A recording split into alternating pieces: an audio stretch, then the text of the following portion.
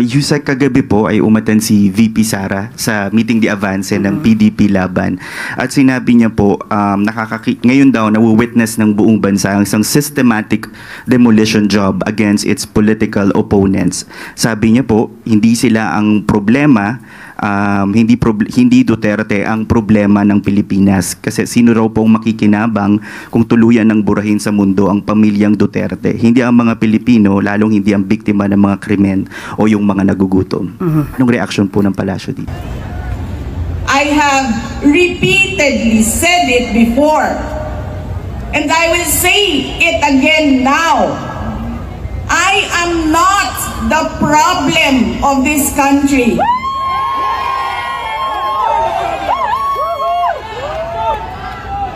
Hindi ako ang problema ng Pilipinas.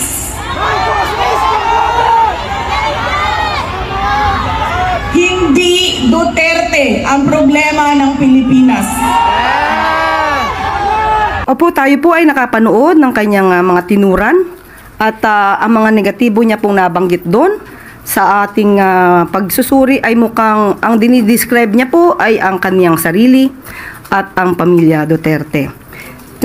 Nabanggit niya po, kung di po tayo nagkakamali,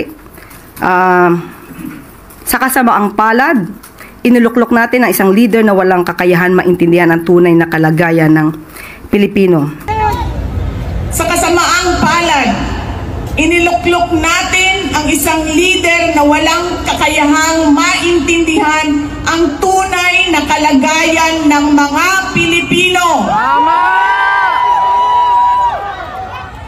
Tama! At higit sa lahat, hindi kayang magdesisyon para sa kapakanan ng sambayanan.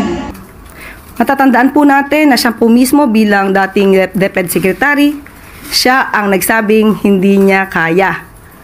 Lalo-lalo na, and I quote, "I do not come from the education sector. I don't have an education background, so I cannot review what they are doing. And I rely on their expertise and all the stakeholders who did the review."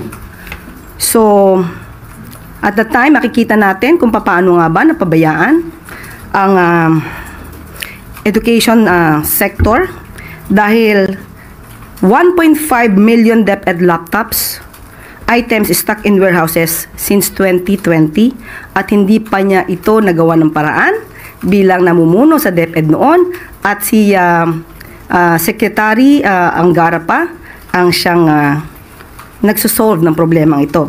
Nandun din po ang issue ng panis na gatas, inaamag na Nutriban sa mga public school at ito po ay nagkakahalaga ng 5.7 billion na hindi po napakinabangan ng mga estudyante.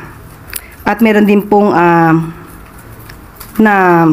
nabisto o agarang nasolusyonan ni Education Secretary Sani Angara patungkol po doon sa ghost students na may halaga pong na-recover na 65 million.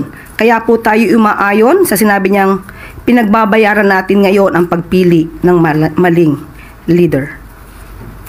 So, hindi po ba siya ang problema ng bansa or isa sa mga problema ng bansa?